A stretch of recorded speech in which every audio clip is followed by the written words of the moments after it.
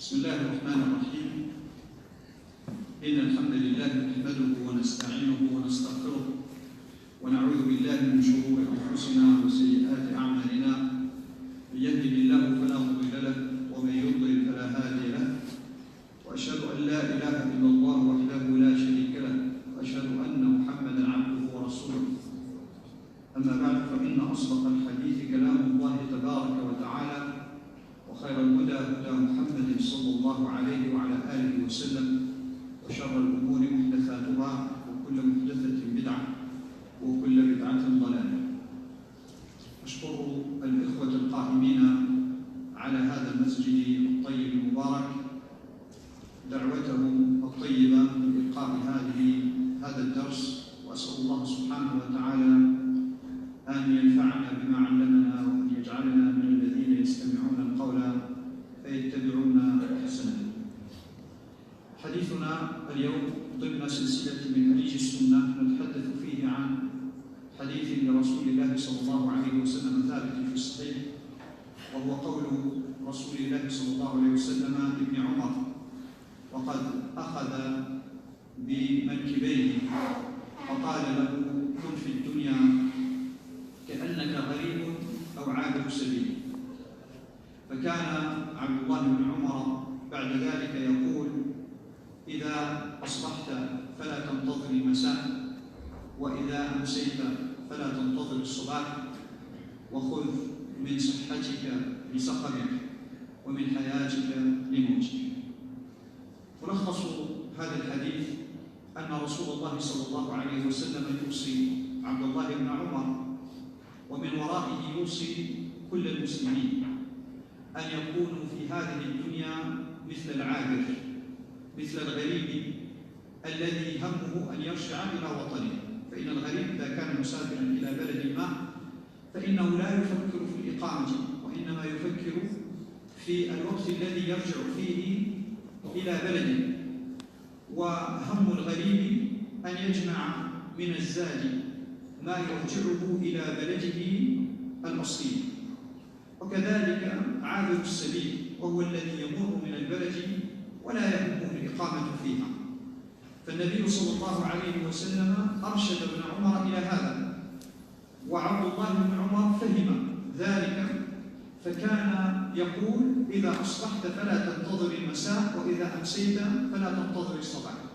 وسبب ذلك أن الذي يهلك المسلم إنما هو طول الأمل، والذي يجعل المسلم يكثر من المعاصي ويقع في الذنوب ويفتتن في دينه ويضعف إيمانه إنما هو طول الأمل. فإنه لا يتصور للحظة واحدة أنه يمكن أن يكون هذه الليلة من أهل الآخرة، ولا يتصور للحظة واحدة أنه قد يصبح عليه الصباح فلا يكون من أهل هذه الدنيا. ولكن كل واحد منا اليوم إذا فهم وتصور للحظة واحدة أنه يمكن أن يموت بعد نصف ساعة أو بعد ساعة أو بعد بضع دقائق، فلن يكون عمله مثل عمله الآن. ولذلك فهذه الوصية تقول له: إذا أصبحت، أي إذا كنت في الصباح، فلا تنتظر المساء، فربما لن تدرك المساء. وإذا أمسيت فلا تنتظر الصباح، فإنك قد لا تدرك الصباح. ولأنك غريب أو عابر سبيل في هذه الحياة الدنيا، فليكن همك التزود. ومعنى التزود هو هذا الذي ذكره، قال: وخذ من صحتك لسقمك، أي خذ من الوقت الذي تكون فيه صحيحا معافى من الأعمال الصالحة ما ينفعك حال سقمك حين لا تكون قادرا على هذه الأعمال. وخذ من حياتك لموتك، أي اعمل وقت حياتك ما ينفعك بعد موتك.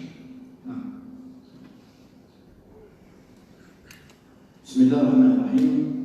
Tout d'abord, le Cheikh remercie donc, les membres de cette association pour cette invitation et il implore le Seigneur de les récompenser. Donc le thème du sujet que le Cheikh va aborder est la suite de la série que le Cheikh a déjà entamée depuis sa venue qui consiste à étudier et à méditer sur quelques hadiths, quelques paroles de notre prophète Mohammed sallallahu alayhi wa sallam. Et le thème d'aujourd'hui va porter sur une recommandation que le prophète sallallahu alayhi wa sallam a prodiguée à Abdullah ibn Umar. Un jour, le prophète, il saisit Abdullah ibn Umar par ses épaules et il lui donne ce conseil suivant. Il lui dit: sois dans cette vie d'ici-bas comme un étranger ou comme un passant. Et quand Abdullah ibn Umar a entendu ces propos, il s'est mis à dire: quand tu atteins le matin, n'attends pas l'après-midi, et quand tu parviens à l'après-midi, n'attends pas le matin.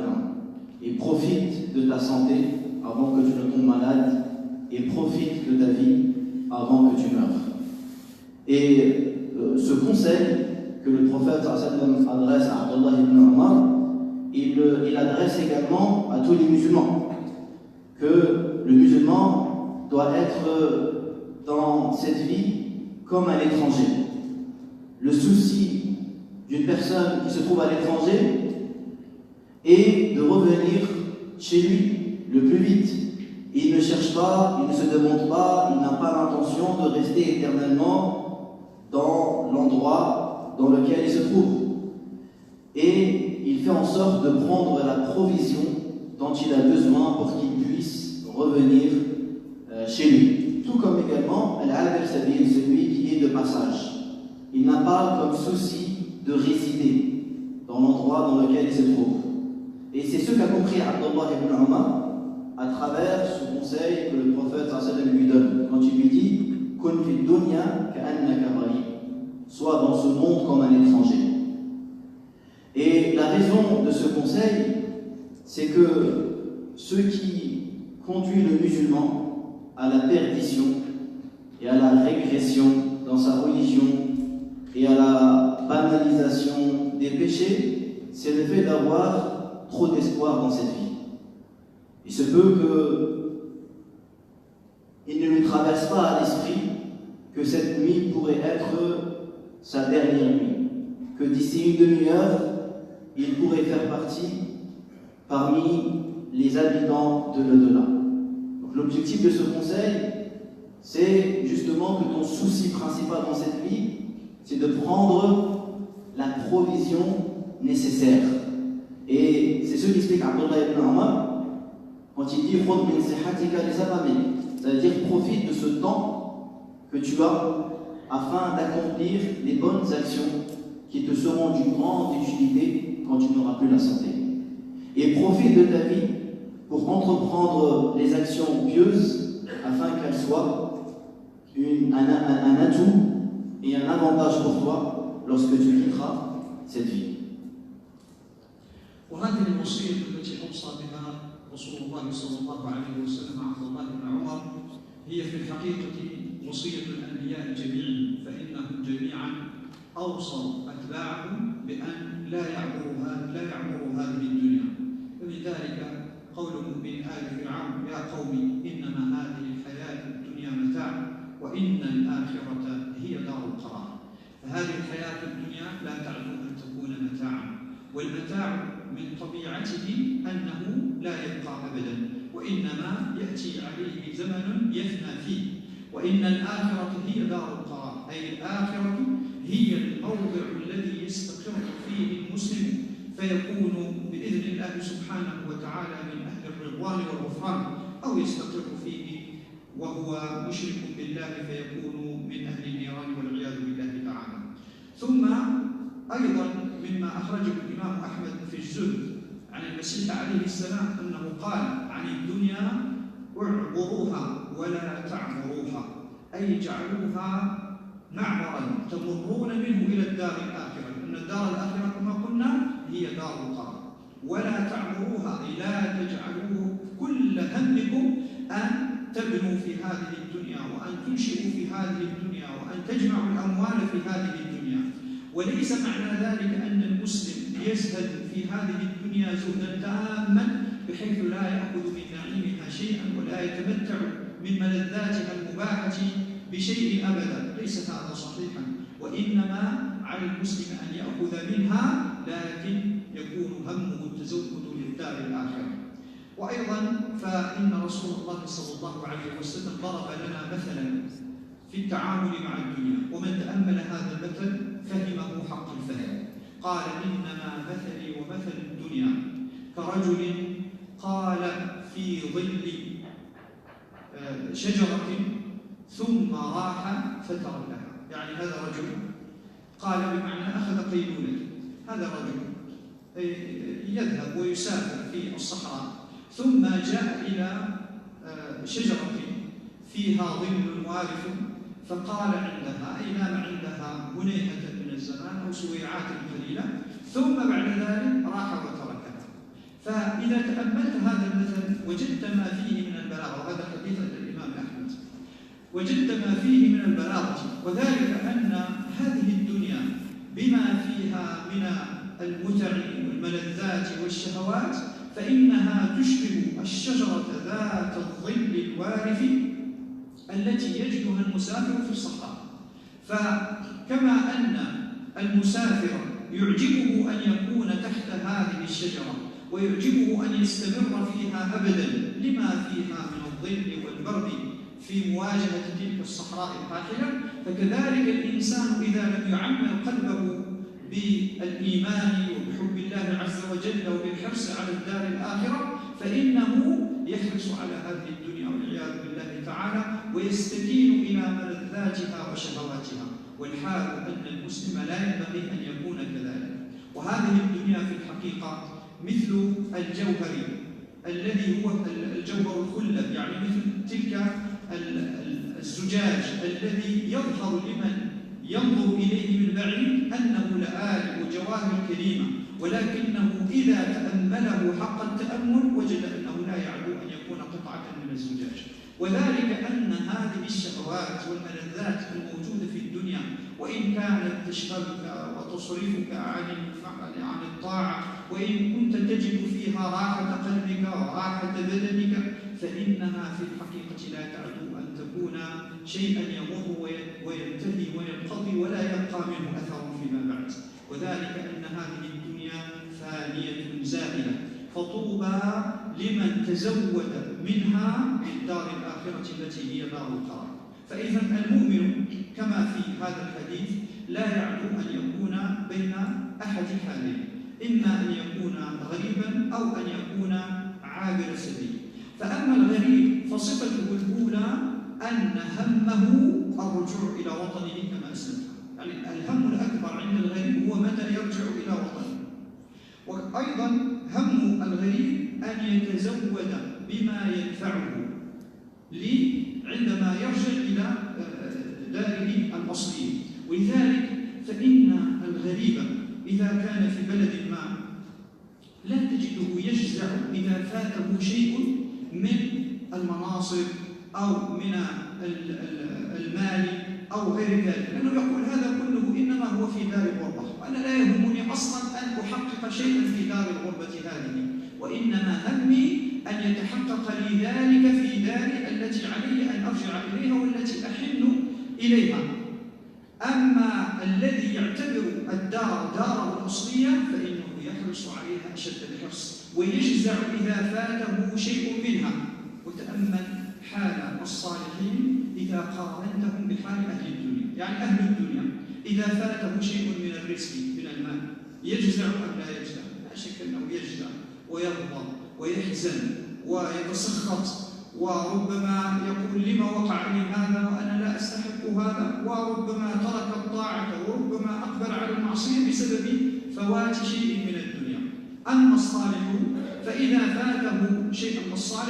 فاته شيء من الرزق فيقول إن لعل الله عز وجل قد أراد بي خيرا حين منع مني هذا المال، أو حين منعني هذا المنصب، أو حين ضيق عليه في الرزق. فإن كثيرا من الناس قد يضيق عليهم في الرزق ولكن يكون ذلك سببا في شدة ارتباطهم بالله عز وجل.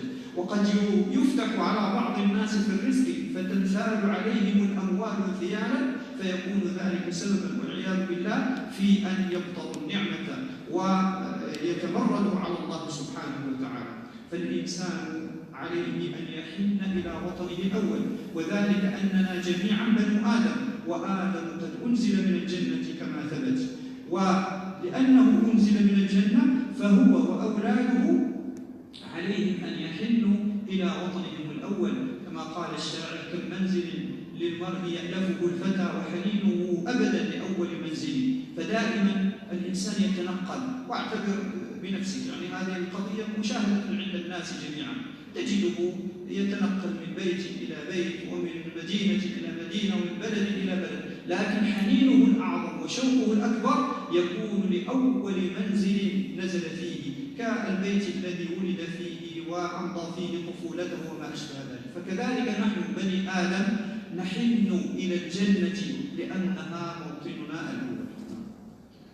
Et ce conseil également est le conseil des croyants. On trouve dans le Coran le conseil d'un croyant qui était à l'époque de Pharaon, dans lequel Allah Azza wa Jal nous relate ce conseil en s'adressant à son peuple et leur dit Innama hadihi dunya mata'. Cette vie d'ici-bas n'est que éphémère, et la vie de l'au-delà est la demeure pour toujours. Et l'imam Ahmad rapporte un propos de Isa, alayhi salam, le fils de Maryam, dans lequel il dit, en parlant de cette vie d'ici-bas, il dit: traversez-la et ne demeurez pas. Traversez-la et n'y demeurez pas. C'est-à-dire, ne fais pas de la dunya tous tes soucis. Ne fais pas en sorte que ton souci principal, c'est de ramasser les bienfaits de ce bas monde. Bien évidemment, Cheikh nous dit, ça ne veut pas dire que le musulman doit renoncer complètement aux bienfaits de cette vie et qu'il ne peut pas jouir du licite que Allah Azza wa Jal a placé dans cette vie. Mais cela signifie que le croyant doit prendre de cette vie ce qu'il a besoin. Il doit prendre ce dont il a besoin. Mais son souci premier, c'est de prendre la provision qui lui sera nécessaire et utile pour la vie de l'au-delà. Et c'est pourquoi un Nabi sallallahu alayhi wa sallam nous évoque une parabole formidable. Il fait une comparaison magnifique de ce bas monde lorsqu'il dit: mon exemple à moi par rapport à celui de cette vie d'ici-bas est comme un homme qui est resté quelques instants, qui s'est protégé quelques instants sous l'ombre d'un arbre, puis il est parti. L'exemple qu'il nous donne le Prophète est celui d'une personne qui s'est protégé quelques instants sous l'ombre d'un arbre, puis il est parti. Et le Cheikh nous dit que ce hadith est une éloquence formidable. C'est que cette dunya, elle a été comparée à cet arbre-là. Un arbre qui possède une ombre. Tout comme un voyageur qui traverse le désert. Lorsqu'il va constater qu'il y a un arbre dans lequel il peut se protéger contre la chaleur du soleil, dans lequel il peut profiter un peu de la fraîcheur, et bien il dit, tel est l'exemple de l'humain par rapport à la dunya. Puis il nous dit, Cheikh Hafidhahullah, que si l'homme justement, il ne remplit pas son cœur par la foi et par l'amour de l'au-delà, il va aimer cette dunya comme cette personne qui se trouve dans le désert, il va aimer ce petit endroit dans lequel il va se protéger contre la chaleur du désert. Aussi, un autre exemple qui peut également nous décrire la réalité de cette vie d'ici-bas, c'est celui d'une personne qui croit voir un bijou, mais en vérité, quand il se rapproche de ce qu'il pense être un bijou, il constate que c'était un bout de verre. Et telle est la vie d'ici-bas en réalité. Et c'est pourquoi également, Cheikh qui revient à la parole de Nabi sallallahu alayhi wa sallam lorsqu'il nous dit que dans cette vie d'ici-bas, on doit vivre dans cette vie comme un étranger. Et un étranger, qu'est-ce qu'on va remarquer chez lui? Deux choses.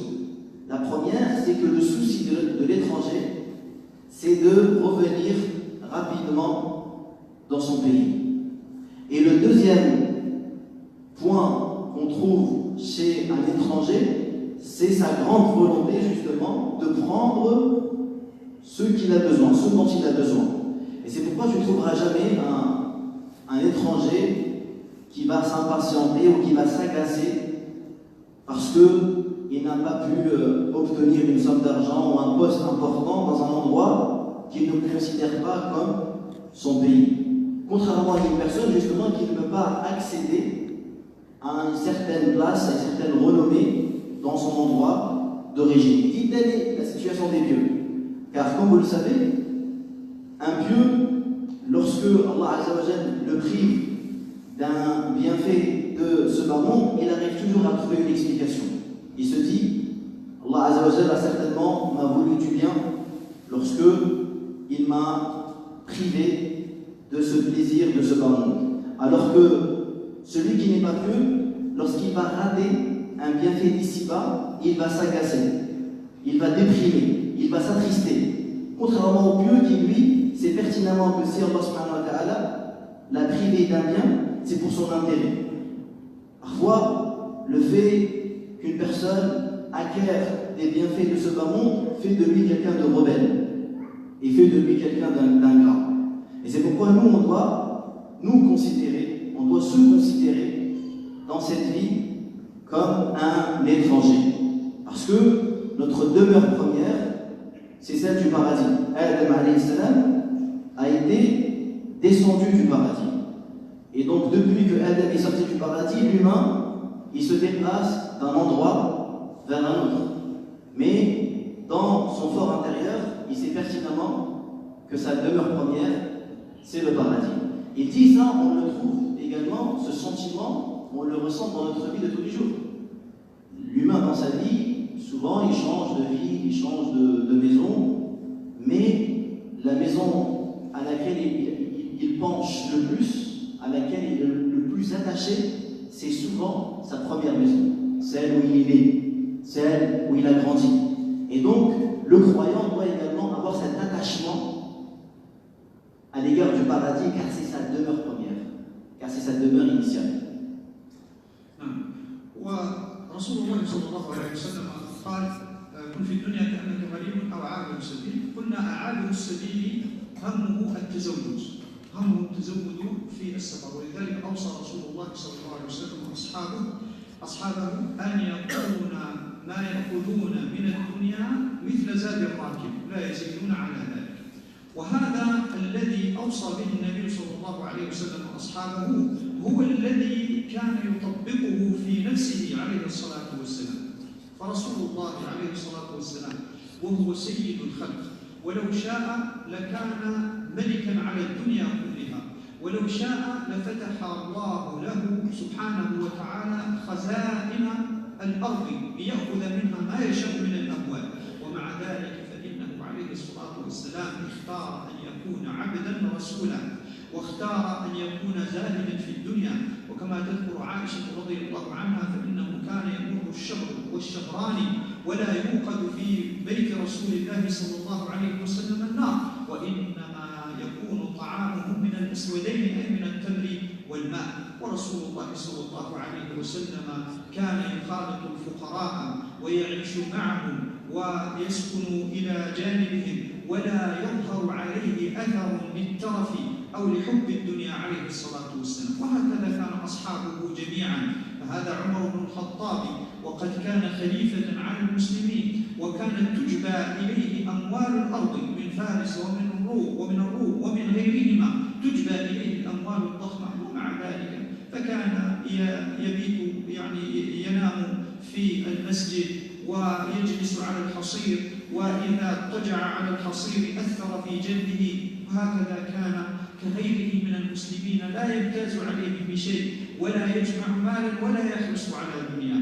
وكذلك مصعب بن عمير رضي الله عنه فإنه كان مشهورا في أيام جاهليته قبل أن يسلم بأنه كان مترفها أنيقا حريصا على أحسن اللباس، حريصا على أن يلبس من الألبسة ما تبدو به رفاهيته وتنعمه. ولكنه بعد أن دخل الإسلام إلى قلبه وخالطت حلاوة الإيمان شغاف قلبه فإنه صار بعد ذلك زاهدا في الدنيا، حتى إنه رضي الله عنه حين مات لم يجدوا كفنا يغطوه به، وذلك في الغزوة التي استشهد فيها رضي الله عنه، حتى إنهم غطوا أعلى، لم يجدوا يعني كفنا يغطيه كاملا، فإذا غطوا أعلاه ظهر أسفله، وإذا غطوا أسفله ظهر أعلاه، فلأجل ذلك غطوا أعلاه وجعلوا على قدميه شيئا من الإذخر.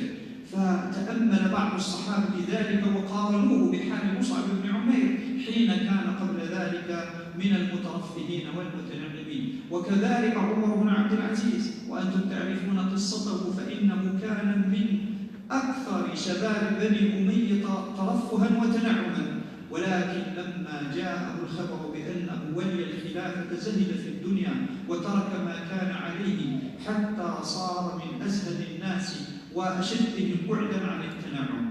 وهكذا كان الصحابة والصالحون في كل وقت وحين. وهذه قضية يعني لم نعد نشعر بها في هذا الزمان.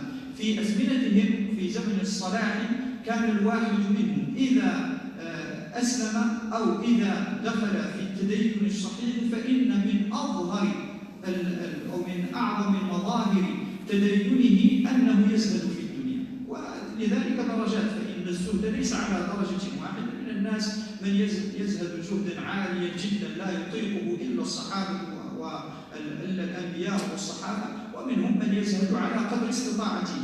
لكن المقصود أن الزهد هذا شيء داخل في مسمى الإيمان. فإذا أسلم المسلم أو تدين المسلم بعد أن كان عاصيا، فإن من المطلوب منه أن يزهد في الدنيا، حتى إن لم يزهد فيها يعني المال الذي يملكه، فعلى الأقل يزهد فيها بقلبه، أي لا يكون قلبه عامرا وممتلئا بحب الدنيا. وسبب ذلك كله ما ذكره جماعة من أهل العلم، هو أن الإنسان في هذه الدنيا كما قلنا لا يعدو أن يكون مجموعة من الأيام، كما قال الحسن البصري رحمه الله تعالى: إنما أنت أيام مجموعة، فإذا مضى يوم فقد مضى بعضك. فانظر إلى هذا التشبيه. الإنسان في حقيقته لا يعدو أن يكون عددا من الأيام، وهذه لا يعلمها إلا الله سبحانه وتعالى، لأنه هو الذي يعلم الأجل الذي يضربه لك لكي تموت بعده. ولكن أنت في حقيقة أمرك مجموعة من الأيام، فحين يمضي يوم من الأيام فاعلم أنه في الحقيقة هذا جزء منك وبعض منك قد مضى. وهل يمكنك استدراكه؟ لا سبيل لك إلى ذلك أبدا. فإما أنك أمضيته في طاعة الله عز وجل وفيما يرضيه سبحانه وتعالى، والطاعة كما قلنا وكما نذكر به مرارا لا يلزم أن تكون فقط في الصلاة والصيام وما أشبه ذلك من العبادات، بل كل ما يرضي الله عز وجل، حتى المباحات التي يفعلها المسلم فإنه يمكنه أن يحولها إلى طاعات بالنيات، وهذه قاعدة شرعية معروفة. فإن المباحات تتحول إلى قربات بالنيات، فالأكل والشرب وملاعبة الأهل والأطفال والعمل لهم لجلب الرزق لهم ولجلب المال الذي يعيشون، هذه في الأصل مباحات ليست عبادات في الأصل، وليست من قبيل الصلاة والزكاة والحج والصيام، ولكنك يمكن أن تحولها إلى قربة وطاعة بإخلاص النية لله عز وجل. فمثلا تأكل وأنت تنوي بأكلك أنك تتقوى على الطاعة، وتنام وتنوي بنومك أنك تتقوى على العبادة، وهكذا في كل المباحات التي تفعلها. فالمقصود أن كل طاعة تفعلها سواء كانت طاعة محضة أو كانت طاعة متحولة عن شيء مباح بالنية، ففي الصورتين معا إذا أمضيت يومك في طاعة الله عز وجل فهنيئا لك. وإن ضاع يومك أو ضاعت ساعتك فيما لا يرضي الله عز وجل أو حتى فيما لا يحسب لك ولا عليك، فاعلم أنه شيء قد مضى وانقضى ولا سبيل لك إلى إدراكه. وكما قال الحسن البصري أيضا: إنما أنت بين راحلتين، يقصد بهما الليل والنهار، أنت بين راحلتين يوضعانك حتى يسلماك إلى أجلك. فأنت بعد الليل يأتي النهار وبعد النهار يأتي الليل، وهكذا هاتان الراحلتان تتعاقبان فيك حتى توصلاك إلى أجلك. فإما أنك أمضيت عمرك فيما يرضي الله سبحانه وتعالى، وإما أنك أمضيته فيما لا يرضي الله عز وجل. فلذلك علينا أن نحرص على أوقاتنا أشد ما يكون الحرص، وأن نتزود للدار الآخرة بالأعمال الصالحة وبالطاعات. Et donc le croyant doit aussi se considérer dans cette vie comme un voyageur. C'est pourquoi le prophète sallallahu alayhi wa sallam a donné ce conseil. Il dit, prenez de cette dunya comme le voyageur a besoin. Prenez de quoi vous avez besoin. Et donc, cette attitude, ces paroles de Nabi sallallahu alayhi wa sallam se sont concrétisées dans son attitude. Le prophète alayhi wa sallam, qui était le maître des hommes, qui aurait pu être un roi, qui aurait pu demander à Allah azza wa jalla de lui accorder de nombreuses richesses, un Nabi sallallahu alayhi wa sallam a choisi d'être un prophète et un serviteur. Et il prenait de cette dunya le peu. C'est pourquoi son épouse Aïcha, elle nous informe qu'il se pouvait que le Nabi sallallahu alayhi wa sallam, pendant 2 mois, le feu ne s'allumait pas dans sa demeure. On lui a dit alors, comment vous mangez? Elle disait, notre nourriture, c'était les dattes et l'eau. C'était les dattes et l'eau. Et Nabi alayhi salam, les gens qui l'ont côtoyé, les gens qui l'ont vu, ils n'ont jamais constaté des signes de confort ou du luxe en lui. Parce que Nabi sallallahu alayhi wa sallam a complètement renoncé à cette dunya. Et ça aussi, on le voit chez les vieux, chez les compagnons, il nous évoque le cas de Omar ibn Khattab, qui était un calife. On lui a apporté les choses les plus précieuses des Perses, des Byzantins. Et pourtant, malgré les nombreuses conquêtes, malgré les grandes richesses que Omar pouvait jouir et pouvait posséder, il est resté un homme simple. Il dormait dans la mosquée, il s'allongeait sur un tapis qui marquait son flanc. Et cet ascétisme également, on le trouve chez Mus'ab ibn Umayr. Ce compagnon, avant qu'il soit musulman, il était connu pour être quelqu'un de très élégant. Il aimait les beaux habits, il aimait le luxe. Mais quand il a embrassé l'islam, il a complètement renoncé au plaisir éphémère de cette dunya, à tel point où le jour où il est mort, on n'a même pas trouvé un linceul qui puisse couvrir son corps en intégralité. Lorsqu'on couvrait son visage, ses jambes se dévoilaient. Et lorsqu'on couvrait ses jambes, son visage se dévoilait. Cette attitude, également, on l'a vu chez Omar ibn Abdelaziz, ce jeune homme de la famille des Bani Umayya était également un homme qui vivait un jeune qui vivait confortablement dans le luxe, dans le confort. Et au moment où il a reçu la responsabilité d'être calife des musulmans, il a complètement renoncé à ce bas monde, il a complètement renoncé à ce confort. Il dit malheureusement, cette attitude-là, on la trouve plus à notre époque. Normalement, un des signes qui distingue vraiment l'individu quand il se met dans la religion, c'est de le voir renoncer au plaisir de cette dunya, c'est de le voir pratiquer ce qu'on appelle l'ascétisme.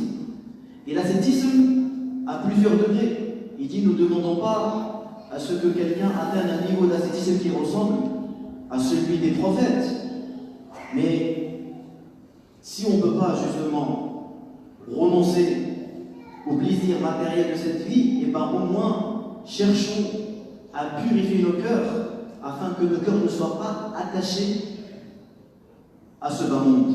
Faisons en sorte que le cœur soit nettoyé, que le cœur soit purifié, que le cœur soit libéré de justement l'amour de cette dunya.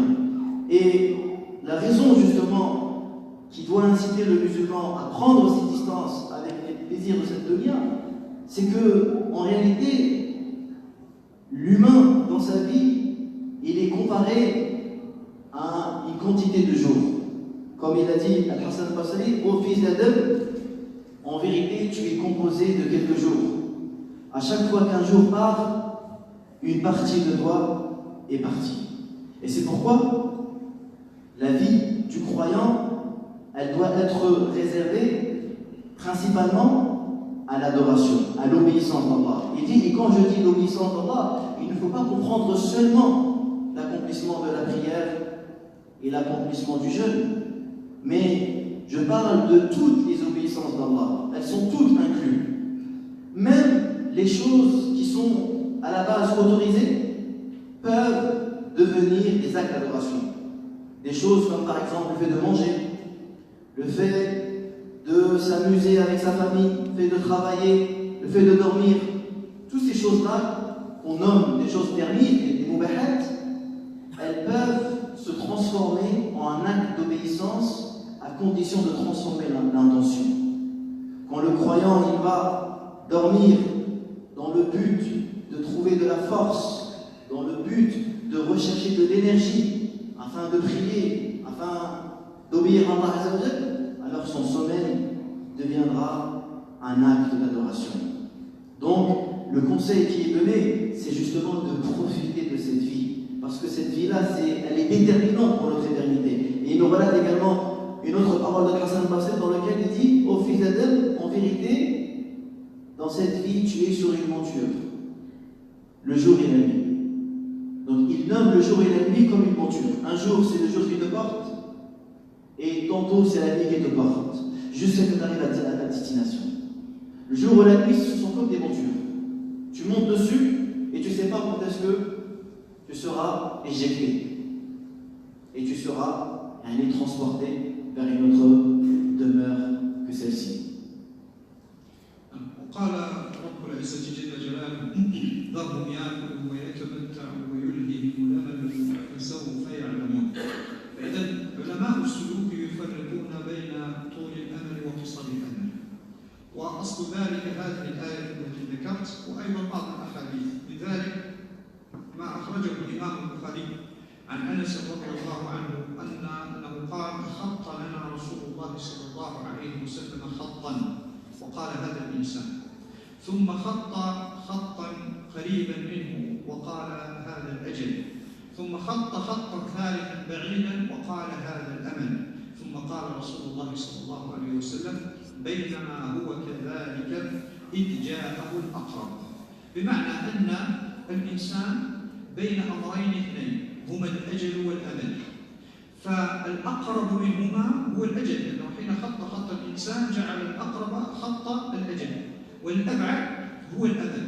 والإنسان مشتغل ومنشغل في نفسه وفي قلبه وفي عمله منشغل بالأمل، والحال أنه يبقى مشغولا بالأمل إلى أن يأتيه الأقرب وهو الأجل. فإذا الذي يفرق في الحقيقة بين أهل الصلاة وغيرهم إنما هو طول الأمل وقصر الأمل. وهذا معنى قوله في هذا الحديث، قول عبد الله بن عمر في هذا الحديث: إذا أصبحت فلا تنتظر المساء، وإذا أمسيت فلا تنتظر الصباح. وقد قال بعض السلف رضوان الله عليه: إذا أردت، هذه نصيحة مهمة جدا، إذا أردت أن تنفعك صلاتك فقل لعلي لا أصلي بعدها أبدا. وهذا معنى حديث رسول الله صلى الله عليه وسلم: صل صلاة مودع. انظر إلى هذه النصيحة: إذا أردت أن تنفعك صلاتك فقل لعلي لا أصلي بعدها أبدا.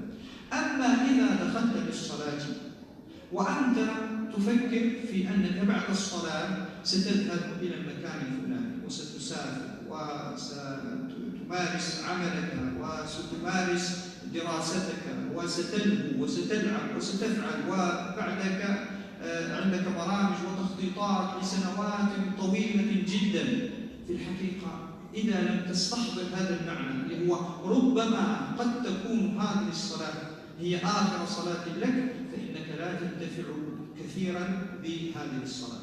فدائما نحاول، حقيقة القضية ليست سهلة، أنا لا أقول إنها سهلة، وهي في متناول الناس أجمعين. بل هذه القضية تحتاج إلى مجاهدة وتحتاج إلى مثابرة وعمل، ويعني تحتاج إلى أن تجاهد الشيطان الذي يزين لك طول الأمل، ولكن على صعوبتها فلا ينبغي أن تقول هي صعبة إذا لا أفعلها، وإنما عليك أن تجاهد لتحقق منها ما تستطيعه. فإذا استطعت أن تخشع في صلاتك كلها فذاك هو الأكمل، وإذا لم تستطع ذلك فكل وقت تقتطعه من صلاتك لتكون فيه خاشعا فهو الذي تؤجر فيه أكمل ما يكون الأجر، وما سوى ذلك فإنما هي عبادة تؤديها وتبرئ ذمتك بفعلها. فنحاول دائما قبل كل صلاة أن نستحضر هذا المعنى، ونقول ربما في هذه الصلاة نفسها قد نموت، وكم من الناس رأيناهم ماتوا وسط الصلاة وآخرون ماتوا بعد الصلاة، بل كل إنسان يموت فإنما هو يموت بعد صلاة أو بين صلاة وصلاة، هذا لا يكون إلا إما وسط الصلاة وإما بين صلاتين. فكل من يموت، كل مسلم يموت هو في حقيقته قد أدى قبل ذلك صلاة، فهل كان في تلك الصلاة خاشعا مستحضرا لهذا المعنى، وهو معنى أن تلك الصلاة هي آخر صلاة تكون له أم لا؟ وكذلك في رمضان، إذا دخلت في رمضان لا تطل الأمل، بل قل لعل رمضان هذا يكون آخر شهر لي من شهور رمضان في حياتنا، هذا يكون أدعى لأن تجتهد في ذلك الشهر اجتهادا كبيرا. وإلا إذا دخلت إلى رمضان أنت تقول طيب لا بأس، إذا قصرت في هذا الشهر فعندي شهر في السنة التي بعدها وبعد سنوات أخرى يمكنني أن أستدرك النقص الحاصل في هذا الشهر. وكثير من الناس يفعلون ما هو أشد وأخطر من هذا الذي أذكره، لأن هذا الذي أذكره أخاطب به المتدينين المستقيمين على الشرع المحافظين على صلواتهم، لكن هنالك أناس بلغ بهم طول الأمل إلى ما هو أكثر من ذلك، فتجده في شبابه يقول لا أريد أن أصلي. لما؟ ما يزال عندي الوقت، بعد 40 بعد 50 يمكنني أن أبدأ الصلاة، أما الآن لما أتعب نفسي بالصلاة؟ سيأتي الوقت الذي أتوب فيه بعد 40 أو 50 أتوب فيه وأحافظ على الصلاة. لا تحج مع أنه قادر على الحج وعنده الاستطاعة المادية والبدنية، لا، الحج هذا للكبار في السن وليس للصغار.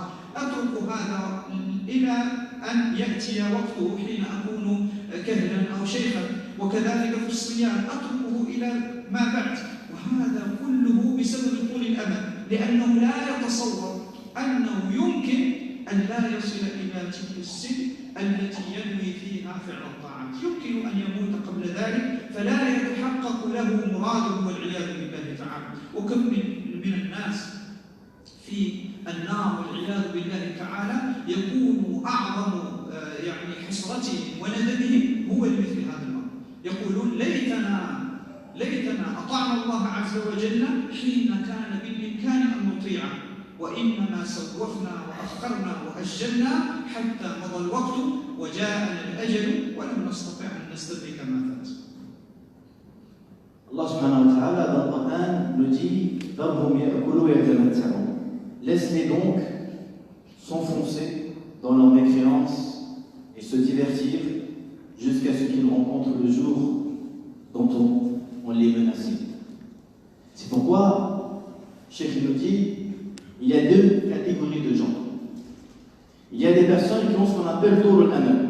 Tour al-Amal, c'est le fait d'avoir des faux espoirs.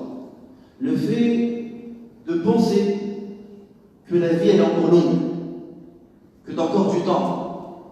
Tu as un espoir que tu arrives à un âge avancé. Alors que Christ al-Amal, c'est quelqu'un qui justement, il sait que ce n'est pas garanti que demain il est vivant. Et donc, le Nabi sallallahu alayhi wa sallam, un jour, dans un hadith, il fait part aux Sahaba un exemple magnifique. Il va tracer un trait par terre et il leur dit ça c'est l'humain.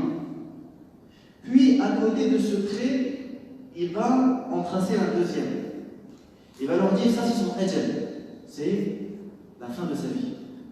Et puis il va tracer un troisième et il va dire ça c'est son amal, c'est son espoir, ses envies. Et Cheikh nous dit ici donc il y a trois traits, il y a l'humain, il y a sa mort il y a ses espoirs. Quel est des deux traits qui est le plus proche de l'homme? Est-ce que c'est la fin de sa vie ou est-ce que c'est son espoir? Bien évidemment, c'est son ajal. Et ton ajal, il est plus proche de toi que les espoirs que tu peux avoir. Et c'est pourquoi les gens de la piété, comment nous distinguons, comment nous remarquons les gens pieux, les gens qui ont la foi des autres? C'est que les gens qui ont la foi, généralement, tu les trouves avec un qisar al-amal. Ils ont l'impression que la vie elle est courte. Ils ont l'impression qu'ils peuvent la quitter d'un moment à l'autre. C'est pourquoi il nous dit, si tu veux vraiment que ta prière, la prière que tu fais, elle te soit d'une grande utilité. Quand tu pries, dis-toi peut-être que c'est la dernière prière que tu vas faire. Comme ceci est la recommandation de Nabi sallallahu alayhi wa sallam. Salli salat al-muaddin. Fais la prière de quelqu'un qui fait ses adieux. Pourquoi nous, souvent, on ne ressent pas les effets positifs dans notre prière? Parce que malheureusement, nous prions et nous pensons ce que nous allons faire par la suite. Nous prions et nous projetons dans l'avenir. Je vais aller travailler, je vais aller à l'école, je vais aller par-ci, je vais aller par-là. Mais imagine-toi si, dans ton fort intérieur, tu te dis, peut-être que dans la prière, je vais mourir. Peut-être que juste après la prière, je vais quitter cette vie. Et d'ailleurs, tout musulman qui meurt, il meurt après une prière. Tout musulman qui quitte cette vie, il la quitte après une prière. Est-ce que cette dernière prière que tu as fait avant de quitter définitivement cette vie, est-ce que ce fut une prière que tu as fait avec recueillement, avec concentration ou pas? Cheikh a pris l'exemple de la prière, mais également il a cité l'exemple de Ramadan. Des fois, quelqu'un peut jeûner le Ramadan, mais il n'a pas jusqu'au bout de son potentiel. Il va se dire, le Ramadan prochain, je ferai mieux. Le Ramadan d'après, j'accroîtrai mes efforts. Il dit, et ce discours-là, je l'adresse à des gens qui sont dans la religion, mais des fois, il y en a d'autres qui font pire. Tu as des personnes qui renoncent complètement à la religion en ayant comme prétexte qu'un jour ils vont commencer à la pratiquer, la religion. Tu as certains jeunes, quand tu lui parles de la prière, il te dit, je commencerai quand j'aurai 40 ans. Je commencerai quand je serai plus âgé. Regardez comment ces gens-là, ils se font avoir par les faux espoirs. Et combien l'enfer il est pavé de bonnes intentions. L'enfer il est rempli de gens qui avaient des projets. Des gens qui se disaient, je vais faire ci, je vais faire ça. C'est pourquoi, quelle est la parole qu'on entend? Les habitants d'enfer, oh, c'est seulement, hélas, c'est seulement, je n'avais pas perdu mon temps. Si seulement, j'avais profité de ma vie. Si seulement, j'étais lucide. Et ça, c'est un point qui est très important, de ne pas tomber dans le test, dans le fait de retarder toujours l'action à demain, mais d'agir dans le présent. وقول عبد الله بن عمر رضي الله عنهما وخذ من صحتك لسقمك ومن حياتك لموتك هذا يشبه قول رسول الله صلى الله عليه وسلم نعمتان مغبون فيهما كثير من الناس الصحة والفرح بمعنى كثير من الناس أو لنقل الناس كلهم عندهم نعمتان وكثير من الناس مغبونون في هاتين النعمتين والغبن يكون في الصفقات التجارية وهو أن تعقد صفقة تجارية مع شخص فتغبن أي تأخذ السلعة بأكثر من ثمنها الحقيقي أو ما أشبه ذلك. فالغبن واقع في هاتين النعمتين في الصحة والفراغ بمعنى أن المسلم يكون صحيحا ولكنه لا يستفيد من صحته فيما يرضي الله عز وجل ويكون فارغا أي عنده ما يكفي من الوقت فلا يستفيد من وقته فيما يرضي الله سبحانه وتعالى وهذه لا يظهر الحسرة عليها والتندم عليها إلا فيما بعد. وقد رأيت بنفسي أناسا ندموا أشد ما يكون الندم لأنهم كان بإمكانهم مثلا أن يصوموا رمضان ثم قصروا في صيام رمضان وربما قصروا فقط في صيام النوافل. ثم جاء وقت ما بقيت عندهم تلك الصحة التي يستطيعون بها الصيام، فصاروا يتحسرون ويتندمون، يعني أصيبوا بمرض يمنعهم من الصيام.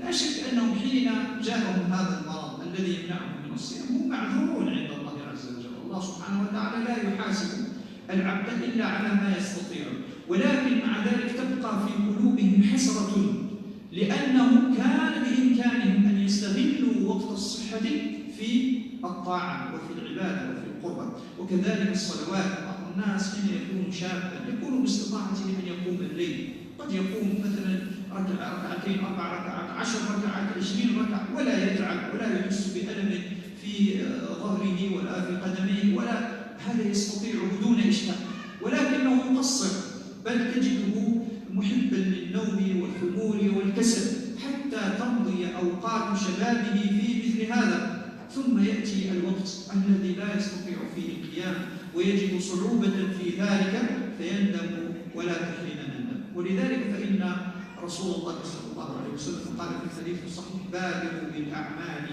فتنا كقطع الليل المظلم، يمسي العبد مؤمنا ويصبح كافرا ويصبح مؤمنا ويمسي كافرا، أو كما قال صلى الله عليه وسلم. وقوله بادروا بالفتن، بادروا، هذه هي مسألة المبادرة بالأعمال، وهذه الفتن التي تصيب العبد وتصرفه عن الأعمال قد تكون فتن عامة وقد تكون فتن خاصة.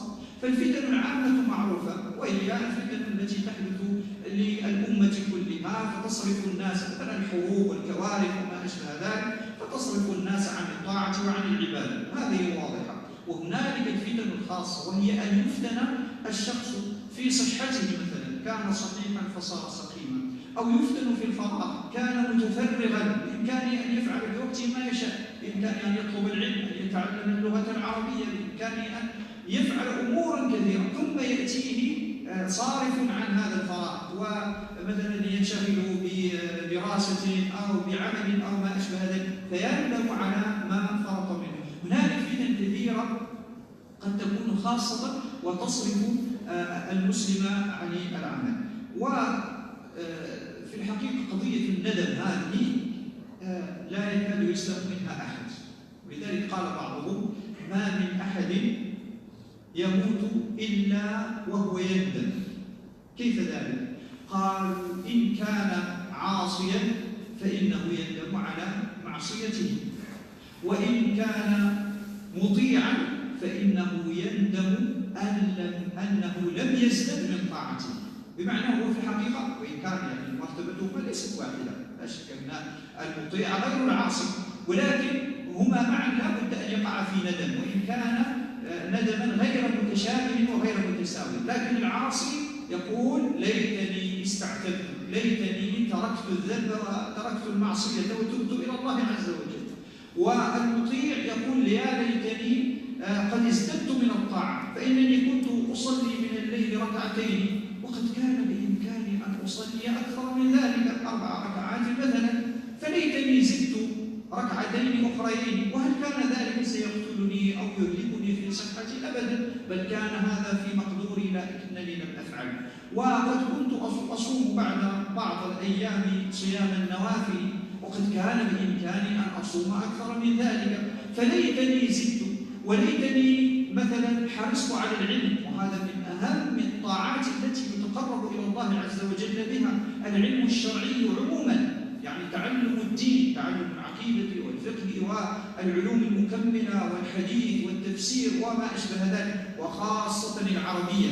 وأنا دائما أذكر الناس في كل مكان، يعني في المغرب أذكرهم بتعلم العربية، وهنا أذكرهم أيضا بتعلم العربية، لأن العربية هي الأداة التي تفتح لك فهم الكتاب والسنة. فإذا كنت تمتلك ناصية اللغة العربية وتتعلم علومها، فإن أمور يعني فهم الكتاب وفهم السنة يكون أيسر لك، ولا تحتاج إلى من يترجم لك ويعين. فالمقصود: هل تعلم هذه العلوم الشرعية وتعلم العربية هل هو شيء في مقدورك أم أنك لا تستطيع؟ إن كنت لا تستطيع فأنت معذور ولا إشكال في هذا، ولكن الكلام مع الذي يستطيع ولا يفعل، يعني في مقدوره أن يتعلم ولكنه لا يفعل. وبأي شيء هو مشغول؟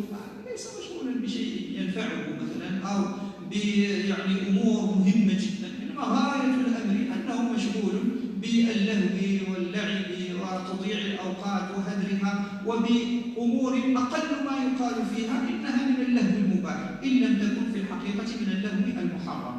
فمثل هذا أيضا يندم فيما بعد ويقول يا ليتني تعلمت ديني، خاصة في فترة الشباب. وإن كان في الحقيقة أنا لا أرى أن العلم يكون في الشباب فقط، بل كما قال الإمام البخاري والعلم يكون في الصغر هذا معروف، ويكون أيضا وفي الكبر أيضا، وقد تعلم أصحاب رسول الله صلى الله عليه وسلم في الكبر كما قال في تبويبه، قال عمر بن الخطاب تعلموا قبل أن تسودوا، قال البخاري وبعد أن تسودوا، وقد تعلم أصحاب رسول الله صلى الله عليه وسلم في الكبر. فالمقصود أنه يعني في الغالب نحن نخاطب الشباب بقضية العلم، لكن ذلك ليس خاصا به، بل سواء أكنت شابا أو كهلا أو شيخا أو طفلا، أنت في الأحوال كلها مطالب بتعلم العلم الشرعي، بالتفقه في دين الله عز وجل، بقراءة القرآن ومحاولة فهمه، بقراءة السنن النبوية ومحاولة فهمها، بتعلم العلوم العربية والفقه وغير ذلك. أنت مطالب بهذا لأنه من الطاعات التي يعني عليك أن تؤديها لكي لا تندم فيما بعد. وقد قال الشاعر ما مضى فات والمؤمل غيب ولك الساعة التي أنت فيها. بعض الناس يجلس فكلامه عما مضى، هذا موجود عند كثير من الناس، إذا جلست إليه يقول لك أنا فعلت وفعلت وفعلت. طيب هذا فات بعجله وبجره، ولكن يعني أين أنت من الحاضر؟ أو آخر يقول سأفعل وسأفعل وسأفعل، إذا وصلت للسن الفلاني فإني سأفعل. لا، ما مضى فات والمؤمل غيب أنت لا يمكنك أن تعلم هل باستطاعتك أن تفعل أو أنك لن تفعل، فهذا غيب لا يعلمه إلا الله سبحانه وتعالى. طيب ما الذي لك والذي تملكه حقا ولك الساعة التي أنت فيها؟ هذه الساعة التي نحن فيها هي التي تملك والتي تستطيع فيها أن تفعل. فانظر إلى ما يسميه العلماء واجب الوقت فافعله. اتركنا من أريد أن يعني أنصر أمة الإسلام، أريد أن أفعل أشياء كبيرة جدا ضخمة ربما لن تصل إلى 10 معشارها لأنها تفوق قدراتك، لكن انظر إلى واجب الوقت هل أديته. مثلا في الوقت الذي نحن فيه الآن عندنا درس، نستمع للدرس. في الوقت الذي بعده عندنا صلاة العشاء، نستمع إلى صلاة العشاء. مثلا بعد ذلك في هذه الليلة بإمكاني أن أدرس شيئا من العلم الشرعي، أتعلم العلم الشرعي، وهكذا في كل وقت. انظر إلى واجب الوقت فاحرص عليه وفكر فيه، فإنه الذي تملكه ولا تملك غيره. Puis le cheikh entame une réflexion à propos des paroles d'Abdullah ibn Omar. Donc, quand un Nabi sallallahu alayhi wa sallam lui a formulé ce conseil, vis ta vie comme un étranger ou comme un voyageur, donc Ibn Omar dit profite de ta santé avant ta maladie. Et ces propos d'Ibn Omar ressemblent énormément au hadith de Nabi sallallahu alayhi wa sallam qui dit deux bienfaits dont la plupart des gens n'utilisent pas à bon escient: la santé et le temps libre. Dans la langue arabe, un Nabi sallallahu alayhi wa sallam a utilisé le terme marboun. Et Shibli al-Ghamel, c'est le fait de se faire arnaquer dans le commerce. Quelqu'un il achète des marchandises plus chères de sa valeur. Et donc beaucoup de gens justement sont trompés. Beaucoup de gens ne sont pas bien guidés, ne font pas preuve ni de soin à l'égard de leur santé et du temps libre. Et donc le cheikh nous dit ça, regardez, c'est quelque chose, on va dire, de très visible. Les gens qui éprouvent justement le regret car ils n'ont pas profité de leur santé. Et nous cite l'exemple, par exemple, de certaines personnes qui, pendant leur jeunesse, n'ont pas profité pour jeûner le mois de Ramadan ou pour accomplir le jeûne surrogatoire. Et maintenant qu'ils sont malades et qu'ils ne peuvent plus jeûner, tout en sachant qu'ils ont une excuse à présent puisqu'ils sont malades et qu'ils sont dans l'incapacité. Il dit malgré cela, tu vas les trouver avec une grande amertume, avec un très très grand regret de ne pas pouvoir jeûner et de ne pas avoir jeûné auparavant. Et ça, c'est aussi le cas pour la prière. Combien de gens également qui regrettent de ne pas avoir profité de sa santé pour prier. C'est pourquoi le Nabi sallallahu alayhi wa sallam dit empressez-vous d'accomplir les actions avant qu'une multitude de fitna s'abat sur vous. Et les fitna, c'est les tentations. Les tentations, elles sont de deux types. Il y a les tentations globales, celles qui concernent l'ensemble de la communauté, comme l'éclatement des guerres, comme les crises majeures. Mais il y a aussi les tentations personnelles, comme justement le fait de perdre la santé, le fait que tu avais la santé et que tu ne l'as plus, le fait que tu avais du temps libre et que maintenant tu ne l'as plus. Donc le croyant doit être lucide, il doit profiter de sa santé pour agir. Il doit profiter de ce temps libre pour faire du bien, pour apprendre la science. Et Cheikh insiste beaucoup sur l'apprentissage également de la langue arabe. Parce que c'est une clé essentielle qui te permet de comprendre la religion. Tu n'as plus besoin de traduction. Tu as la possibilité d'être en contact direct avec les textes. Et également parmi les réflexions intéressantes que j'ai fait aussi, la réflexion qui concerne le nadam qui est le regret. Et il nous dit ce regret, en fait, personne ne sera épargné des regrets. Personne. Tout humain qui meurt, il sera dans le regret. Il sera mangé par le regret. Le pécheur regrettera d'avoir commis des péchés, d'avoir désobéi. Mais également, le pieux qui faisait des bonnes actions, il va regretter de ne pas avoir fait plus, de ne pas avoir agi mieux. Bien évidemment, ce n'est pas la même intensité des regrets. Le regret du pécheur n'est pas le même que le regret du pieux qui n'a pas assez fait, mais il aura quand même des regrets. Celui qui priait 2 rak'ahs pendant la nuit, il regrettera de ne pas avoir fait 4. Celui qui a fait telle et telle bonne action, il regrettera de ne pas avoir fait plus. Celui qui n'a pas appris la science, il regrettera de ne pas avoir appris la science. Et donc c'est pourquoi c'est important pour le musulman de profiter justement de son temps libre et de sa santé. Il dit, je m'adresse beaucoup aux jeunes, mais il dit, ce sujet concerne tout le monde. Et quand on parle de l'importance de consacrer du temps pour apprendre sa religion, apprendre l'explication du Coran, apprendre le fiqh, ce n'est pas uniquement pour les jeunes, mais aussi les personnes âgées, les personnes plus âgées sont aussi concernées par ce discours-là. Étant donné que beaucoup de compagnons du prophète sallallahu alayhi wa sallam, ils ont appris la religion en étant âgés, ils ont atteint un certain âge, donc c'est jamais trop tard. Aussi parmi les conseils qu'il nous donne, il dit certaines personnes, tu les trouves souvent, soit ils parlent du passé ou soit ils parlent du futur. Soit il consacre son temps à relater ce qui est passé, quelque chose qui est passé. Ou soit il passe son temps à parler de quelque chose qui est dans le futur, qui n'est même pas garanti. Au lieu de se préoccuper de l'obligation du moment, il va perdre son temps à parler et à réfléchir sur quelque chose qui n'existe pas ou qui n'existe plus. Tout comme également, il dit certaines personnes, quand ils pensent à faire du bien, il va viser des projets qui sont au-dessus de ses capacités. Il va peut-être penser à secourir la Oumma, à faire des œuvres majeures quand il n'a pas la capacité. Il dit, au lieu d'occuper ton temps dans des affaires qui sont inaccessibles à ton niveau, occupe-toi d'abord du moment présent, le pouvoir de l'instant présent. Il dit, actuellement tu es dans un dars. Et bien tu dois te concentrer sur le cours, sur la leçon. Dans quelques minutes, la prière de l'Isha, elle va arriver. Ta concentration, elle va se focaliser sur l'accomplissement de la prière.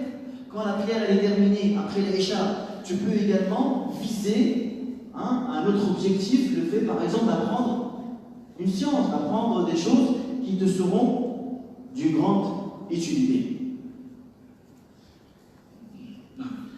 ومن أهم أسباب طول الأمل حب الدنيا، وحب الدنيا يأتي بسبب الأنس بملاذها وشهواتها وعلائقها، فإذا أنس العبد بشهوات الدنيا فإنه يصعب عليه مفارقتها، وهذه مسألة فطرية في الإنسان معتاد عليها، فإنه إذا أنس بالشيء الذي يحبه فإنه لا يود أن يفارقه ويكره أن يفارقه، ولذلك فإنه يكره الموت.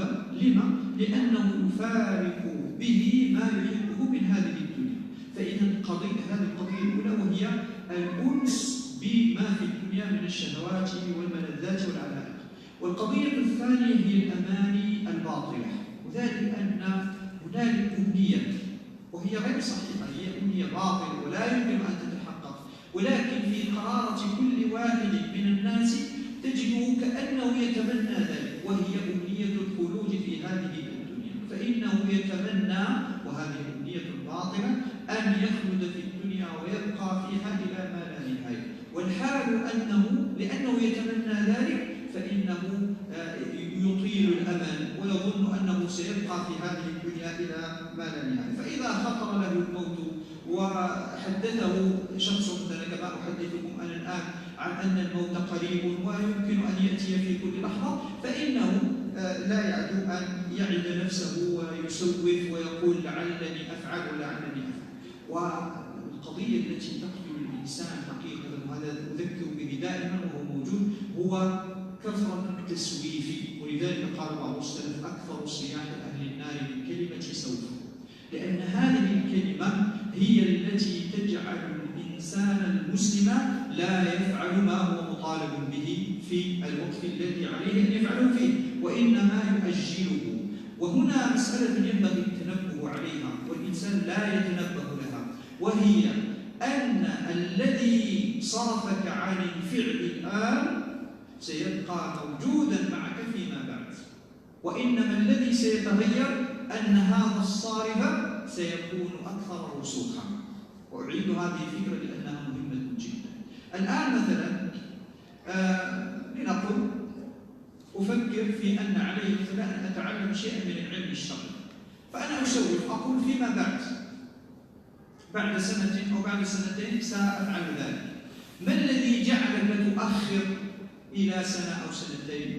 قد يكون أشياء متعددة، قد يكون مثلا شيئا خارجيا كأثر إبليس، أو قد يكون شيئا داخليا كالكسل الذي فيه، أو كعدم الاهتمام، أو كانشغالك باللهو، أو انشغالك بالعمل الدنيوي، أو ما أشبه ذلك. طيب، عليك أن تعلم أنك فيما بعد، أي بعد سنة أو بعد سنتين، بمعنى أنه فيما بعد سيكون معك إبليس ليزين لك تسويفا آخر، وسيكون معك الكسل الذي سيزين لك القعود، وستكون هنالك فتن أخرى تصرفك عن العمل، بل هذه الصوارف ستكون أكثر رسوخا. لما؟ لأنها الآن في مرحلتها الابتدائية، أما بعد سنة أو سنتين سيكون قلبك قد ألفها وأنس بها فرسخت فيه وصعب اقتلاعها. فإذا في الحقيقة حين نسوف، لذلك يعجبني الشخص، وهذا ليس خاصا بالعبادات أو الطاعات، حتى في الأعمال الدنيوية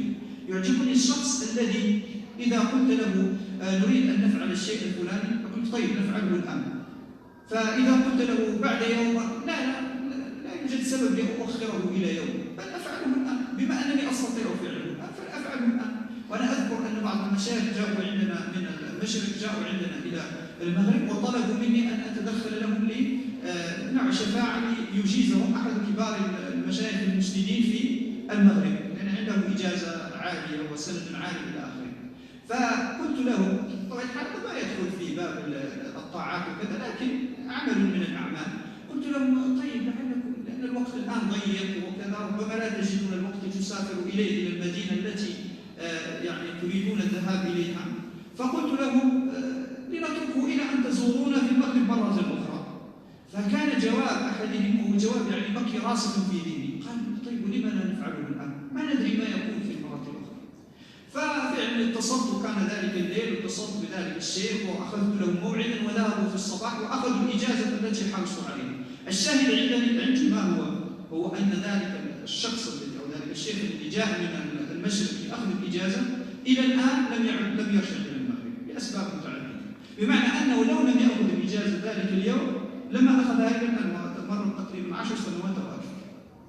هذا شيء يقع كثيرا، ولذلك لا تسوف، وكانوا يقولون لا تؤخر عمل اليوم إلى الغد. العمل الذي تستطيع أن تفعله اليوم افعله اليوم، إن أخرته فاعلم أنك لن تفعله غدا، بل ربما ستؤخره إلى بعد غد، وهكذا إلى ما لا نهاية. Donc le chef va nous apporter des points très importants. Donc tout d'abord, la raison, quelle est la cause? Pourquoi est-ce que nous tombons dans Toul al-Amal, dans justement le prolongement de nos espoirs? Pourquoi est-ce qu'on fait prolonger nos espoirs dans cette vie? Et premièrement, parce que nous ressentons le réconfort. Quelqu'un qui prend l'habitude, qui est réconforté par certains plaisirs de la vie, il va avoir du mal à les délaisser. Pourquoi nous détestons la mort? Parce que la mort signifie ou implique le fait de quitter ce que tu aimes, ce que tu aimes faire. Et donc c'est pourquoi une des causes premières justement qui fait que l'humain tombe dans ce prolongement, c'est qu'il est réconforté par ce qu'il a. Deuxièmement, le fait de tomber dans des considérations totalement erronées, comme quelqu'un qui peut croire qu'il va s'éterniser dans cette vie, il va rester éternel, alors que au fond de lui, c'est très bien que c'est impossible. Et aussi parmi les éléments négatifs, parmi les éléments influents qui font tomber la personne dans ce vice-là, ce qu'on appelle en arabe le taswif. Le taswif, c'est le fait de dire je vais faire, de retarder l'action que tu peux faire tout de suite. Pourquoi tu la retardes? Parce que Satan, Iblis, chuchote dans ton esprit et te trouve des excuses, parce que tu es paresseux, parce qu'il y a un manque de volonté, ou parce que tu es occupé par un travail à faire. Il dit, c'est important de se battre contre ce défaut-là, contre le défaut de tes suifs. Et dis-toi que ce retardement que tu trouves pour telle et telle tâche, tu vas le retrouver quelques années après. Et si quelqu'un te demande pourquoi est-ce que actuellement tu n'as pas fait ce que tu pouvais faire, tu vas dire je vais faire l'année prochaine. Là je suis trop occupé, j'ai pas le temps, je vais le faire l'année prochaine. Il dit mais l'année prochaine, tu vas trouver le même blocage que tu as trouvé aujourd'hui. Puisque Satan, qui est présent avec toi maintenant et qui a réussi à te détourner de ton projet que tu pouvais réaliser, il sera également présent l'année prochaine. Et il viendra avec les mêmes excuses et les mêmes justifications. La paresse que tu as actuellement, cette paresse qui fait que tu ne vas pas jusqu'au bout de ce que tu peux faire, elle sera également présente l'année prochaine. Le travail que tu as à faire en ce moment, tu le trouveras également l'année prochaine. Et tu le trouveras encore plus dur. Parce qu'il va s'enraciner. Et il est plus facile de se détacher de ces blocages maintenant que de s'en détacher plus tard. Donc vous voyez, c'est un cercle vicieux. Ce que je cherche de me dire ici, c'est que c'est un cercle qui est vicieux. Si tu ne coupes pas de suite cette mauvaise racine, cette gerbe, là, elle va te pourrir la vie tout le temps. Donc ça, c'est le dessus dont le chef justement a beaucoup insisté. Et puis c'est une anecdote personnelle. Il dit où un jour, donc des chouyours, des hommes de science, l'ont visité. Et ces personnes-là, ils cherchaient à rencontrer un grand shir qui avait une certaine qualification pour leur donner un diplôme, pour leur donner une attestation. Et donc il dit, chef, on était à un moment où il y avait beaucoup d'occupation, je leur ai dit, revenez à un autre moment, une autre occasion, quand vous allez revenir au Maroc, je vais vous organiser ce rendez-vous. Donc il dit, il y en a un parmi eux, il m'a dit une parole qui m'a beaucoup marqué. Il me dit, mais pourquoi on ne le fait pas maintenant? Donc il a insisté. Et donc le cheikh, il a dit, j'ai appelé, j'ai fait l'intercession, et ils ont réussi à avoir un rendez-vous avec ce grand cheikh et à obtenir leur diplôme et leur qualification. Et il dit, et ces personnes-là n'ont pas pu revenir depuis ce jour. Donc ça fait l'histoire à date de 10 ans. Il dit, pour plusieurs raisons, ils n'ont pas pu revenir. Donc si ils avaient justement retardé ce projet, cette action, ils n'auraient jamais obtenu cette qualification qu'ils cherchent. Donc c'est pourquoi ne retarde jamais l'action que tu peux faire aujourd'hui à demain. C'est un cercle vicieux. Tous les prétextes que tu peux trouver aujourd'hui, tu vas les trouver l'année prochaine encore plus enracinés et encore plus difficiles à manœuvrer et plus difficiles à s'en débarrasser. Donc sois intelligent dès maintenant. وأيضا من أسباب طول الأمل الجهل، فإن كثيرا من الناس يستبعدون وقوع الموت أو قرب الموت عند الشباب، فإنه حين يكون شابا يستبعد، يعني وإن كان يعلم أنه يمكن أن يموت لكنه يستبعد ذلك ويظن أن الموت لا يكون إلا في الشيوخ، وهو لا يتفطن إلى أن قلة الشيوخ إنما هي بسبب كثرة الموت في الشباب. ومن تأمل أحوال الموت علم أنها لا تخطئ شابا ولا شيخا، وإنما ذلك راجع إلى الأجل الذي يحدده الله سبحانه وتعالى. ومن أسباب ذلك أيضا أو من مظاهر الجهل أن يستبعد الإنسان الموت بأنه يرى جنازة غيره ولا يرى جنازة نفسه، فهو يظن أنه يعني لا يتعظ من هذه الجنائز التي يراها ويظن الناس يموتون، لكنه لا يخطر بباله أنه ربما قد يكون هو الذي يأتي بعد ذلك في لائحة الموت كما يقدره الله سبحانه وتعالى. وكم من واحد منا الآن ونحن نتحدث قد تكون أكفانه التي سيكفن بها قد نسجت وهو لا يدري. كثير منا الآن نتحدث ونظن أننا سنعيش سنوات أو سنعيش عقودا أو ما شاء الله أن نعيش، ولكن قد يكون الواحد منا أو قد يكون كثير منا قد نسجت أكفانه وهو لا يعلم، وقد أعد مكانه الذي يقبر فيه وهو لا يعلم. فلا سبيل لك للخروج من هذا كله إلا بتقصير الأمل والمبادرة إلى العمل. ثم كيف السبيل للخروج من طول الأمل؟ لا سبيل إلى ذلك إلا بالتوبة النصوح، وذلك أن الله سبحانه وتعالى يقول: ومن لم يتب فأولئك هم الظالمون. فقسم الناس إلى قسمين اثنين: إما تائب وإما ظالم، ولا ثالث لهما. فإن لم تكن تائبا فاعلم أنك ظالم. والمسلم مطالب بالتوبة كل وقت وكل حين، بالتوبة من المعاصي التي يرتكبها، وبالتوبة من الغفلة التي هو واقع فيها، وبالتوبة من تقصيره في الطاعات مع كل ما قال الله سبحانه وتعالى: وتوبوا إلى الله جميعا أيها المؤمنون، وتوبوا إلى الله جميعا أيها المؤمنون. وهذه آية مدنية، بمعنى أنها ليست في من أوائل ما نزل من القرآن، إنما هي آية مدنية، والخطاب هنا موجه للمؤمنين. بعض الناس اليوم إذا جئته فقلت له: تب إلى الله عز وجل، يقول لك: هل تراني أفعل وهل تراني مشركا؟ من تراني كذا؟ لما تطالبني بالتوبة؟ سبحان الله، هذه آية مدنية موجهة إلى المؤمنين في ذلك الوقت في المدينة. والمؤمنون في المدينة إنما هم أكابر الصحابة الذين فعلوا ما فعلوا من نصرة الدين ومن صحبة رسول الله صلى الله عليه وسلم ومن ألوان الطاعات والقربات، ومع ذلك فالله عز وجل يخاطبهم بالأمر بالتوبة، ومع ذلك فلا أحد منهم قال: ولم أتوب. فكلنا مطالبون بالتوبة إلى الله عز وجل، وباب التوبة مفتوح أبدا.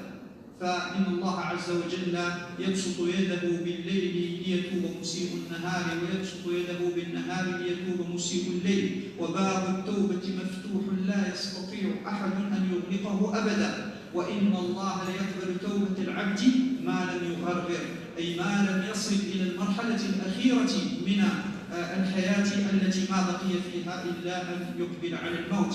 والله عز وجل يقبل توبة العباد إلى أن تطلع الشمس من مغربها، يعني إلى آخر وقت من أوقات هذه الحياة الدنيا. فباب التوبة مفتوح. واحذر أن تظن أن كائنا من الناس يمكنه أن يغلق عليك باب التوبة. ما بينك وبين التوبة إلا أن تتوجه إلى الله عز وجل. وليس عندنا في دين الإسلام واسطة بين المسلم وربه سبحانه وتعالى، بل أنت في كل وقت يمكنك أن تدخل على الله عز وجل وهو رب الأرباب وملك الملوك، فتتقدم إليه وتناجيه وتنطرح أمامه وبين يديه وتطلب منه من خير الدنيا والآخرة، وتطلب منه أن يغفر لك وأن يتوب عليك وأن ينير دربك وأن ييسر لك أبواب العمل الصالح. فباب التوبة مفتوح، ما عليك إلا أن تتوب إلى الله عز وجل وتبادر إلى العمل. والتوبة كما هو معلوم تدور شروطها على تلك الشروط المعروفة التي أولها الندم على ما فرطت في جنب الله عز وجل، وهذا متعلق بالماضي. وثانيها الإقلاع على الذنب الذي أنت مقيم عليه، فإنه لا توبة مع الإقامة على الذنب. وثالثها العزم على عدم الفعل مرة ثانية. فإذا اجتمعت هذه الشروط فإنها توبة نصوح مقبولة. فبادر إلى التوبة يا عبد الله، واعلم أن الله سبحانه وتعالى يفرح بتوبتك، وأن الله سبحانه وتعالى يقبلها منك، وأن الله عز وجل قد فتح لك بابها، فما عليك إلا أن تبادر فتجد الله سبحانه وتعالى توابا رحيما. وأقول قولي هذا وأستغفر الله لي ولكم. Également, parmi les raisons qui font que la personne prolonge un peu plus les faux espoirs, il y a l'ignorance. L'ignorance. Le fait que certaines personnes ont du mal à concevoir que malgré qu'ils sont jeunes, ils sont sujets à la mort, que la mort les guette. Et la mort, elle est proche d'eux. Certains n'ont pas conscience que la rareté des personnes âgées est due à la grande quantité des jeunes qui sont morts. La mort, elle frappe la jeunesse plus que la vieillesse. Donc les gens âgés sont rares parce que la plupart des hommes ont déjà quitté cette demeure. Parce que la durée de vie n'est pas liée à l'âge, à la jeunesse ou à la vieillesse. La durée de vie, c'est Allah qui va la fixer, ce qu'on appelle le ajal. Aussi, certaines personnes ont tendance à s'imaginer la mort comme étant lointaine parce qu'il n'a jamais vu sa propre janaza. Il voit toujours les funérailles des autres. Il a toujours l'impression que la mort, elle touche les autres. Alors que, comme il nous dit, il se peut que ton linceul a déjà été cousu et toi tu ne le sais pas. Il se peut que ton linceul a déjà été cousu, il est déjà prêt, il est déjà au marché. Il se peut que l'endroit dans lequel tu vas te enterrer, il est déjà prêt, il est déjà réservé, sans que tu te rendes compte. Et c'est pourquoi il faut absolument réaliser ce qu'on appelle qisar al-amal, le contraire. Voir la vie comme une période courte. La vie, elle est courte. Et comment justement parvenir à ce sentiment-là? Comment ressentir justement la courte durée de cette vie? Il dit, il n'y a pas autre possibilité, autre chemin que le repentir. Parce que Allah, il nous dit,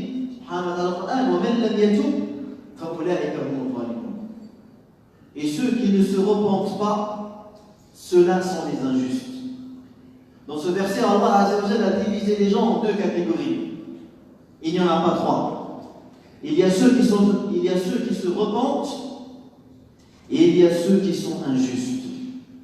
Et ce repentir-là, le cheikh il nous dit, il concerne tout le monde.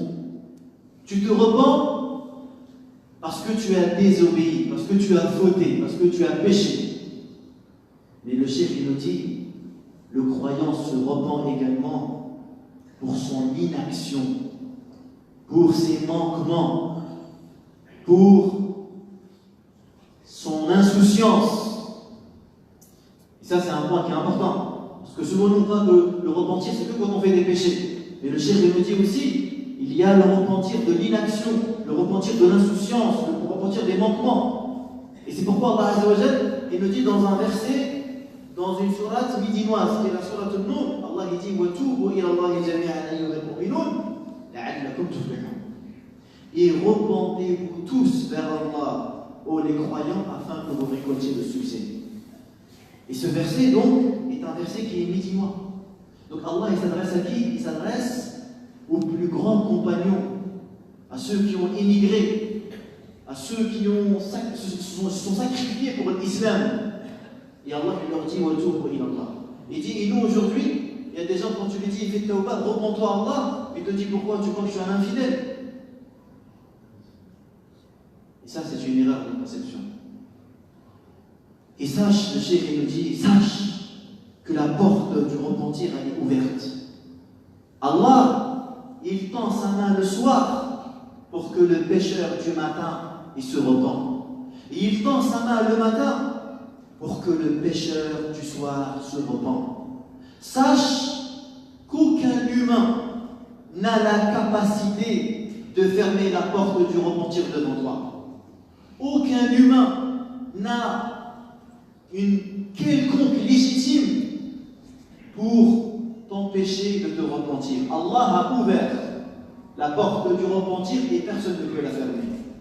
Le repentir, il est accepté, mais tant que l'homme n'atteint pas l'agonie. Le repentir, il est accepté tant que le soleil ne se lève pas de son couchant. Donc fais attention à cela. Sache que dans notre religion, la religion de l'islam, il n'y a pas d'intermédiaire entre toi et Allah Azza wa Jal. Il n'y a personne qui peut interférer entre toi et Allah Azza wa Jal. Allah Azza wa Jal, tu peux lui parler quand tu veux et te repentir à lui quand tu veux et lui demander la facilité quand tu veux et de lui demander à t'aider à devenir pieux quand tu veux. Juste empresse-toi à agir.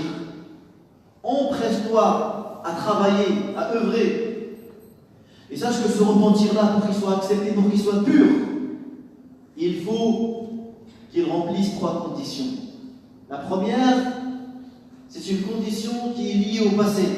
Tu dois éprouver du regret. Ton cœur doit regretter d'avoir dévié, d'avoir péché.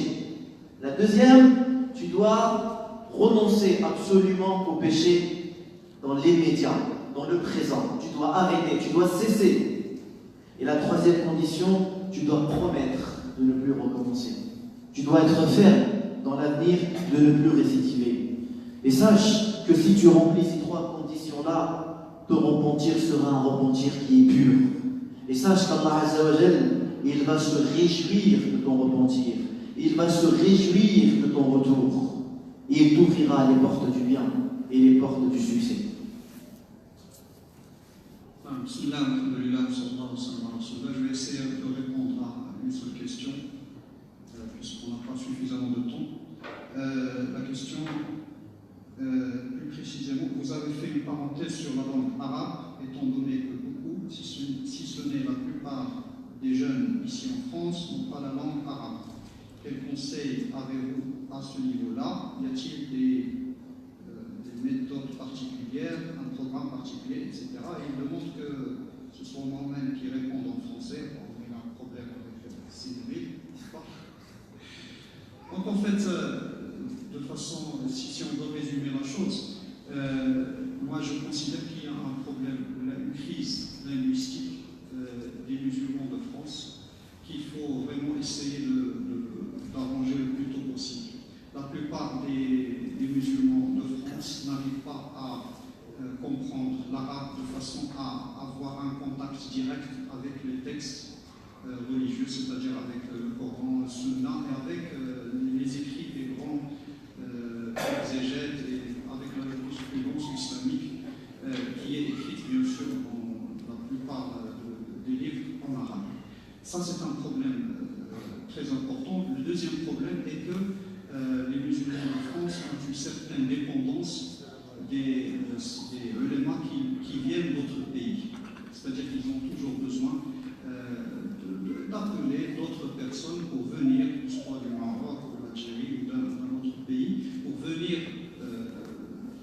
des cours ici. Et ça entraîne nécessairement certains problèmes, ça entraîne des divergences, et c'est pour cela que les plus grandes divergences, pratiquement toutes les divergences qui existent dans le monde islamique se sont concentrées ici, dans les mosquées, dans certaines mosquées de France. Tout cela présente beaucoup de problèmes, et donc il faut que les jeunes de France, il faut que les musulmans de France se prennent en main pour apprendre l'arabe, au moins pour apprendre ce qui leur permet de faire la part des choses quand ils sont devant des fatwas, ou bien quand ils sont devant des questions très importantes qu'ils ont besoin